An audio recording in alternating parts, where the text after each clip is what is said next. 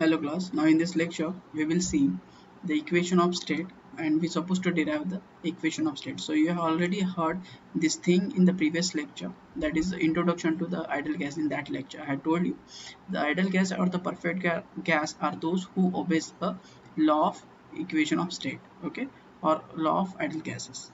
So the first one we will see what is the equation of state. The functional relationship among the properties such as the pressure, molar or specific volume, and the temperature is known as an equation of state, which expressed in the form of F is the function of pressure, volume, temperature equal to 0. So this is a general representation of the equation of state.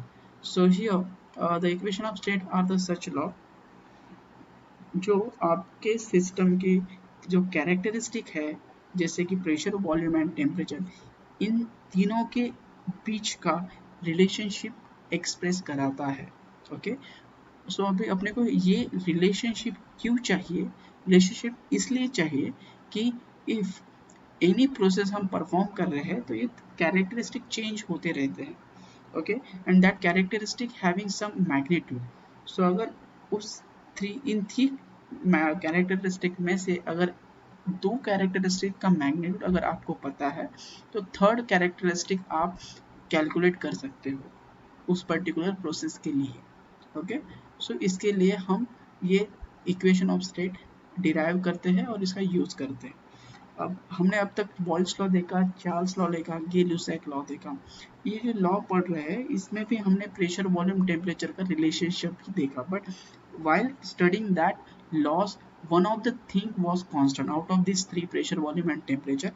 One of the characteristic was constant, but अगर all तीनों में से एक भी characteristic अगर constant नहीं है तो इन तीनों में क्या रिलेशन है?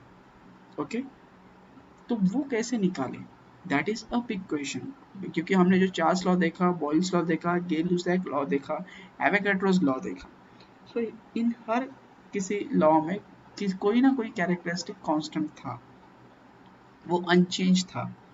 ओके, उसके बेस पे हमने रिमेनिंग दो कैरेक्टरिस्टिक का रिलेशनशिप देखा, बट अगर तीनों में से एक भी चीज कांस्टेंट नहीं है, तीनों चेंज हो रहा है, तो प्रेशर, वॉल्यूम, टेम्परेचर कैरेक्टरिस्टिक का रिलेशनशिप क्या है और वो one of the unknown characteristic कैसे डिटरमाइन करना है, वो हम उसके लिए हमें इक्वेशन ऑफ स्टेट का यूज करना पड़ता है। okay, so that we supposed to derive here. So here I have presented one PV plot, pressure volume plot यहाँ मैंने present किया है। in this PV plot 1 to 2 dash and 2 dash to 2 ऐसे दो independent process सक्सेसिव प्रोसेस यहाँ दिया है। Successive means one after another continuous process. So 1 to 2 dash ये एक प्रोसेस रिप्रेजेंट करता है और 2 to 2 डैश ये दूसरा प्रोसेस रिप्रेजेंट कर रहा है। सो 1 to 2 डैश ये फर्स्ट प्रोसेस जो है वो कांस्टेंट प्रेशर प्रोसेस है। सो this is your constant pressure line. The pressure at point 1 and pressure at point 2 dash is constant, so it is a constant pressure line. Okay, so this is a constant pressure line which normal to pressure excess. So this is a 1 to 2 dash process, constant pressure process. After that 2 dash to 2 ये another process है जो constant temperature process है, because इसका slope अब if you notice वो gradually कम हो रहा है, it's not like वो sudden decrease हो रहा है, stiff नहीं है, straight line नहीं है, वो slowly gradually जा रहा है। So it's a stiffness is not that big, or it is very gradually decreasing or gradually touching to, or the not that much steep slope is there. So you can see it's a constant temperature process. So just for assume this 2 to 2 dash is the constant temperature process. Okay, so now हमने जो भी Charles law पढ़ा है हम 1 to 2 dash process को apply करेंगे, और Charles law हमको रिलेशनशिप देता है वॉल्यूम एंड टेम्परेचर के बीच में जब प्रेशर कांस्टेंट रहता है। So 1 to 2 dash pressure is constant, so हम यहाँ चार्ल्स लॉ अप्लाई कर सकते हैं, और चार्ल्स लॉ का रिलेशनशिप हमने देखा है वॉल्यूम एंड टेम्परेचर के बारे में, that is V1 by T1 is equal to K1 and V2 dash by T2 dash is equal to K2 dash. So now V1 and T1 is the volume and temperature present at point 1, and V2 dash and T2 dash is the temperature and the volume present at at state 2 dash of the system. So this volume and temperature is representing a pressure and volume and temperature at point 1 of system, and V2 and T2 dash represent the volume and temperature at 2 dash at that point of the system, okay, during the process. सो ये जो है, ये relationship हमने already देखा है Charles law के time में. जब प्रेशर कांस्टेंट रहता है तो volume and temperature are directly proportional to each other. So हमें ये रिलेशनशिप मिलता है V1 by T1 is equal to K और constant. Similarly V2 dash by T2 dash is equal to K और constant, and both constant same, so we can directly equate V1 by T1 is equal to V2 dash by T2 dash. But जैसे कि मैंने बोला, the process 2 dash to 2 ये constant temperature process है. So the temperature at point 2 is same as temperature at point 2 dash. So I can directly say कि T2 dash equal to T2. Okay, मैं बोल सकता हूँ T2 dash equal to T2 because process 2 dash to 2 ये constant temperature process है. Okay, सो जो भी temperature 2.2 dash पे है वही टेम्परेचर 0.2 पे रहेगा. सो ये हमें पता है. ओके, नाउ हम क्या कर रहे हैं, ये जो इक्वेशन है इसमें जो T2 डैश प्रेजेंट है उसको हम रिप्लेस कर रहे हैं T2 के साथ. सो नाउ ये इक्वेशन जो यहाँ हमने अब चार्ल्स लॉ अप्लाई करके निकाला था वो इक्वेशन अब बन जाएगा ये, that is V1 by T1 is equal to V2 dash by T2 dash. As we have replaced T2 dash by T2, then यहाँ bottom में denominator में it will become T2. So V1 by T1 is equal to V2 dash by T2. Now हमें V2 dash का जो भी value है वो निकालना है. So V2 dash is equal to ये T2 हमने यहाँ लेके गए. Okay, so it will become V2 dash is equal to T2 multiplied by V1 divided by T1. So this is our equation number first. Okay, just remember this is our equation number first. ये हमने निकाला है Charles law apply करके process 1 to 2 dash को. Okay, now process 2 dash to 2 ये हमारा constant temperature process है. हम इसे बॉयल्स लॉ अप्लाई करेंगे. So as per the Boyle's law, at a constant temperature, pressure and volume are inversely proportional. Pressure and the volume हमने देखा है Boyle's law, और ये रिलेशनशिप भी वहाँ देखा है हमने कि P2 डैश V2 डैश और P1 V1 is equal to P2 V2. But कैसे P2 dash V2 dash is equal to K2 and K2 dash and P2 V2 is equal to K2. That is ये P2 V2 dash ये constant को equal to constant है और P2 V2 is equal to constant, और constant same है because ये दोनों point 2 dash and 2 एक ही प्रोसेस और एक ही लाइन पे लाई कर रहे हैं, एक ही लाइन पे वो लोकेटेड है. So process also same, it's ये सेम ही कांस्टेंट टेम्परेचर प्रोसेस है. ये 2 डैश और 2 ये पॉइंट एक ही कांस्टेंट टेम्परेचर प्रोसेस से बिलोंग करते हैं. So pressure volume multiplication at point 2 dash is equal to pressure volume multiplication at point 2. So that's why P2 V2 dash equal to P2 V2. P2 dash V2 dash equal to P2 V2, which is from our Boyle's law. But हमें पता है कि P2 dash equal to P1. Pressure जो 2 dash पे है वो equal to है pressure at 1 पे. कैसे? क्योंकि ये जो प्रोसेस है कांस्टेंट प्रेशर प्रोसेस है. सो जो भी पॉइंट इस लाइन पे लोकेट है during this process, for example यहाँ 1 है, यहाँ 1 डैश रहेगा, या जो भी पॉइंट है इस in between 2 dash to 1, this process जो भी पॉइंट इस लाइन पे लाई करेगा उसका प्रेशर सेम ही रहेगा as P1 and P2 dash इतना, because it is a constant pressure line. So हमें पता है कि pressure at 2 dash is equal to pressure at point 1. So P2 dash is equal to P1. Okay, pressure at point 2 dash is equal to pressure at 1.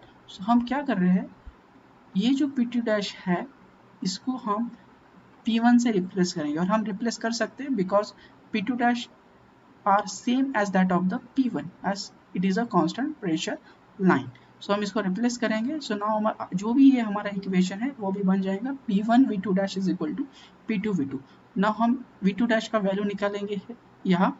So V2 dash is equal to, ये P1 इधर चला गया, so now denominator में जाएंगे। So V2 dash is equal to P2 V2 divide by P1। ये बन गया आपका इक्वेशन नंबर 2। अब हम क्या करेंगे, जो भी हमने V2 डैश का वैल्यू निकाला है प्रीवियस इक्वेशन 1 से, ये जो इक्वेशन है और इक्वेशन नंबर 2 है, हम दोनों को इक्वेट करेंगे। ओके, और वी कैन से जो भी वैल्यू वहाँ V2 डैश का आया है इक्वेशन 1 में, वो यहाँ सब्स्टिट्यूट करेंगे इक्वेशन नंबर 2 में, और यू कैन से हम दोनों इक्वेशन को इक्वेट करेंगे बिकॉज दोनों इक्वेशन V2 डैश का वैल्यू दिखा रहा है। ये भी इक्वेशन है, ये भी हमें V2 डैश का वैल्यू दिखा रहा है और ये इक्वेशन भी हमें V2 डैश का ही वैल्यू दिखा रहा है। सो हम दोनों को इक्वेट कर सकते हैं या वन ऑफ द इक्वेशन का V2 डैश का वैल्यू दूसरे इक्वेशन में पुट कर सकते हैं। सो अगर हम इन दोनों को इक्वेट कर रहे हैं, so this is P2 V2 by P1 and this is T2 V1 by T1 coming from this equation. Okay, so we are equating this thing and now we are rearranging the entire thing in that way. P1 V1 by T1 is equal to P2 V2 by T2.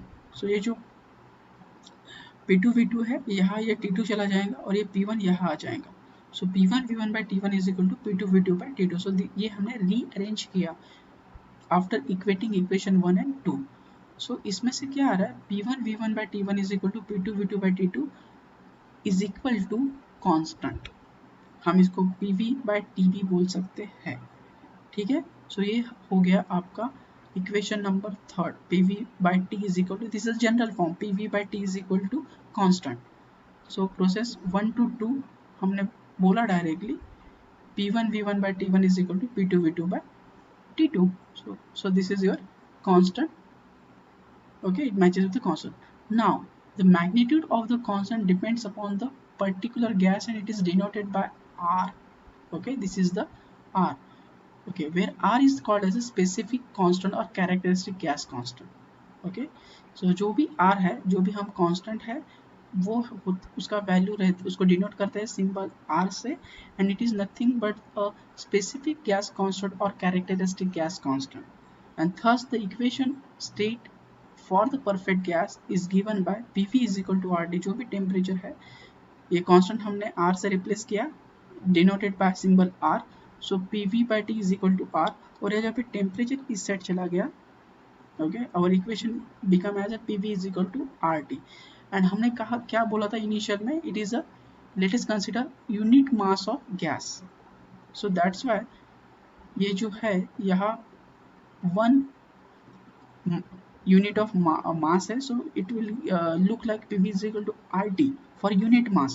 but अगर हमने m kg of mass occupying v meter cube of volume, okay, then ये जो यहाँ 1 है unity, उसको m से replace करेंगे। सो PV is equal to mRT। this is your general form of equation of the state। so this is the final equation of state, PV is equal to mRT, which we have derived just by applying Charles and Boyle's law to the process of 1 to 2 dash and 2 dash to 2, and just by equating the equation of V2 dash, equation number 1 and 2, which is showing the value of V2 dash, and finally we are getting the PV is equal to mRT। so this is your equation of state, which is giving you a relationship between pressure, volume and temperature during a successive process take place by ideal gas। Okay, यहाँ state 1 है या state 2 है या state 2 dash है। So you can apply this thing to process. Okay, so any process, यहाँ से यहाँ apply कर सकते हो, यहाँ से यहाँ अप्लाई कर सकते हो, बट थिंग इज दैट हमें देखना है कि किस जगह पे क्या कांस्टेंट है, उस हिसाब से हमें यहाँ वैल्यू पुट करना पड़ता है। फॉर एग्जांपल हमें प्रेशर एंड वॉल्यूम पता है तो हम टेम्परेचर निकाल सकते हैं, अगर हमें टेम्परेचर एंड वॉल्यूम पता है तो हम प्रेशर निकाल सकते हैं, अगर हमें प्रेशर एंड टेम्परेचर पता है तो हम यहाँ वॉल्यूम निकाल सकते हैं। So one of the two things if we know then we can find other thing, we can measure other things। so this is the use of equation of state, or another way we can apply this PV is equal to mRT formula, or in that fashion also, P1 V1 by T1 is equal to P2 V2 by T2, or is again equal to P2 V2 dash divided by T2 dash, means P1 V1 divided by T1 is equal to P2 V2 divided by T2 is again equal to P2 dash V2 dash divided by T2 dash. But thing is that the process should be a continuous, no breakage, and the system should have a closed loop or control mass system should be there, means closed system should be there, so mass will not be changed throughout the process. Means I mean to say कि process 1 to 2 मास कुछ अलग है और process 2 to 2 dash मास कुछ अलग है, सो वो हम अप्लाई नहीं कर सकेंगे. Thing need to be consider process 1 to 2 अगर हम ये अप्लाई कर रहे हैं like that P1 V1 by T1 is equal to P2 V2 by T2 is again equal to P2 dash V2 dash divided by T2 dash, देन दोनों process के बीच में मास सेम चाहिए, बिकॉज ये एक अलग प्रोसेस है और ये एक अलग प्रोसेस है. सो ये during this process transition one process 1 to 2 mass system में सेम चाहिए, और वो मास सेम रहने के लिए आपकी सिस्टम क्लोज चाहिए. सिस्टम क्लोज रहेंगी, ओपन सिस्टम में नहीं हो सकता, तो क्लोज सिस्टम रहेंगी, then only we can say we can apply this thing. Okay, so ये आपको ध्यान में रखना है कि हमारे सिस्टम क्लोज रहना चाहिए. Okay, so I hope you have understood this thing. If you feel any difficulty, so you can ask me in our comment section. Thank you.